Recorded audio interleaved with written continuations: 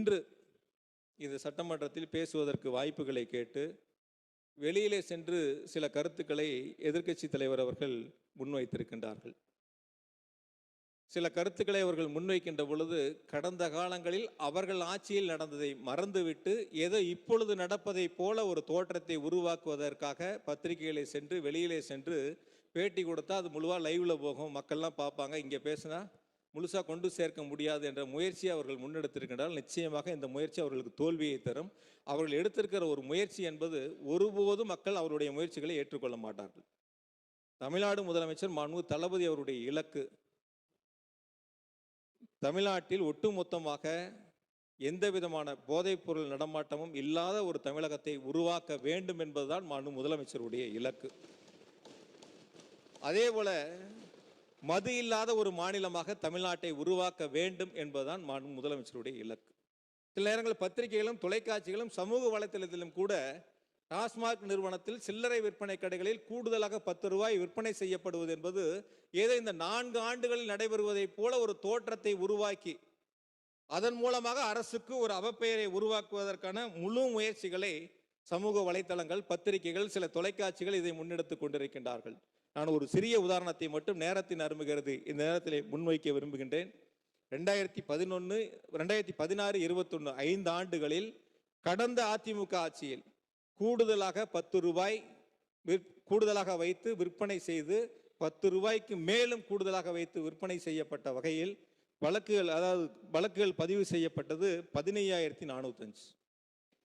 இந்த கருத்தை வெளியில போய் எதிர்க்கட்சி தலைவர் பேசியிருக்கார். இது போல கருத்துக்கள் 10 ரூபா கூடுதலாக விற்கிறாங்க, அதனால இப்படிலாம் நடந்திருக்கு அப்படிங்கிற மாதிரி ஒரு அவதூறான கருத்துக்களை, ஒரு உண்மைக்கு புறமான கருத்துக்களை வெளியில் சென்று பேசுவதை அவர்கள் வாடிக்கையாக வைத்திருக்கின்றார்கள். எதிர்க்கட்சி தலைவர் இந்த செய்தியை பார்த்து கொண்டு அவர்கள் 5 ஆண்டு கால ஆட்சியில் எத்தனை வழக்குகள் பதிவு செய்யப்பட்டன, எவ்வளவு அபராதங்கள் வசூலிக்கப்பட்டது என்பதையும் அவர்கள் தெரிந்து கொண்டு அந்த கருத்துக்களை முன்வைக்க வேண்டும் என்று இந்த நேரத்திலே நான் பேரவை அன்போடு கேட்டுக்கொள்கின்றேன்.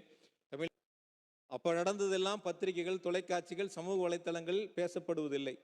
இப்பொழுது ஏதோ இந்த 4 ஆண்டுகளில் நடவடிக்கை எடுக்கப்பட்டு அதன் மீது வழக்குகள் பதிவு செய்யப்பட்டு சில பணியாளர்கள் பணியிட மாற்றம் செய்யப்படுகிறார்கள், சிலவர் பணியை நீக்கம் செய்யப்படுகின்றார்கள். இது போன்ற நடவடிக்கைகளை அரசு தொடர்ந்து எடுத்து வருகின்றன. கடந்த 2016-21 15,405 அது கண்டுபிடிக்கப்பட்டு அவர்களிடமிருந்து 14,83,86,690 ரூபாய் அபராதமாக வசூலிக்கப்பட்டிருக்கின்றன. இது கடந்த கால ஆட்சியில். இப்பொழுது இந்த 4 ஆண்டுகளில் எடுக்கப்பட்ட சீரிய நடவடிக்கையின் காரணமாக ஏறத்தாழ 6,79,86,047 ரூபாய் இந்த கூடுதலாக விற்பனை செய்த பணியாளர்களிடமிருந்து அபராத தொகையாக வசூலிக்கப்பட்டு அவர்கள் மீது நடவடிக்கை எடுக்கப்பட்டு சில பேர் பணியிட மாற்றம், சில பேர் பணியிட நீக்கம் உள்ளிட்ட நடவடிக்கைகள் எடுக்கப்பட்டிருக்கின்றன. எனவே பத்திரிகையாளர்கள், தொலைக்காட்சியை சார்ந்திருக்கிறவர்கள், சமூக ஊடகத்தை சார்ந்திருக்கிறவர்கள் இது போன்ற ஒரு தவறான அவதூறான செய்திகளை அரசின் மீது புழுதிவாரி தூட்டுவதை போல முன்னெடுப்பதற்கு முயற்சி ஒருபோதும் எடுபடாது. குறிப்பாக தமிழ்நாடு வாணிப கழகத்தை பொறுத்தவரை திறந்த மனதுடன், வெளிப்படை தன்மையுடன் எந்த பணிகளாக இருந்தாலும் சரி, பார் டெண்டராக இருந்தாலும் சரி, டிரான்ஸ்போர்ட் டெண்டராக இருந்தாலும் சரி, எந்த பணிகளாக இருந்தாலும் சரி, வெளிப்படை தன்மையோடு திறந்த மனதோடு ஆன்லைன் டெண்டர் இருப்பேன். யார் வேணாலும் அதில் கலந்துக்கலாம், யார் வேணாலும் டெண்டர் போடலாம். திறந்த மனதோடு அந்த நிர்வாகம் செயல்பட்டு கொண்டிருக்கின்றன. அந்த வகையில் ஒட்டுமொத்தமாக இந்தியா முழுவதும் மதுவிலக்கு என்ற நிலை வருகின்ற பொழுது தமிழ்நாட்டில் நிச்சயமுடைய திராவிட மாடல் ஆட்சியினுடைய நாயகர் முதலமைச்சர்கள் தமிழ்நாட்டிலும் அதை நடைமுறைப்படுத்துவார்கள். அது அரசு உறுதியாக இருக்கிறது என்பதை இந்த நேரத்தில் மாண்புமிகு பேரவைத் தலைவர்களாக பேரவைக்கு அன்போடு தெரிவித்துக் கொண்டு, கல்லூரிகள், கோயில்கள் இப்படி பல்வேறு இடங்களில் இருக்கக்கூடிய கடைகளை உடனடியாக மூட வேண்டும் என்று உத்தரவிட்டு ஏறத்தாழ 103 கடைகள் தமிழ்நாட்டில் மூடப்பட்டிருக்கின்றன. கூடுதலாக 500 கடைகள் முதலமைச்சருடைய உத்தரவின் அடிப்படையில் கூடுதலாக மூடப்பட்டிருக்கின்றன. இப்படி பல்வேறு நிலைகளில் நடவடிக்கை எடுத்து தமிழ்நாட்டில் மது இல்லாத ஒரு மாநிலமாக, தமிழ்நாட்டில் போதைப் பொருள் இல்லாத மாநிலமாக உருவாக்குவதற்கான முயற்சிகளை முதலமைச்சர்கள் எடுத்து தொடர்ந்து அதை கண்காணித்து வருகின்றார்கள்.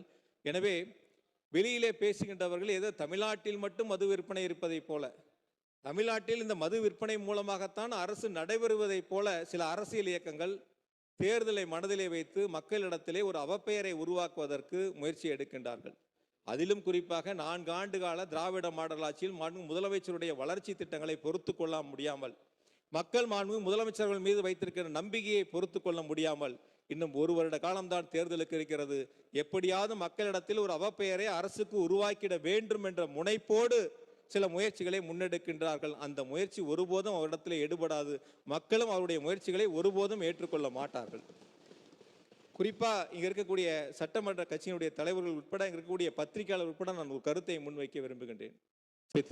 எனக்கு பல்வேறு வகையிலும் ஆக்கத்தையும் ஊக்கத்தையும் தருகின்ற மாண்பு துணை முதலமைச்சர் அவர்களுக்கு இந்த நேரத்தில் என்னுடைய நன்றியை பணிவன்போடு சமர்ப்பித்துக் கொண்டு, ஒட்டுமொத்தமாக மாண்பு உறுப்பினர் அனைவரும் இந்த வெட்டு தீர்மானங்களை திரும்ப பெற்று மானிய கோரிக்கையை நிறைவேற்றி தருமாறு கேட்டுக்கொள்கிறேன். நன்றி, வணக்கம்.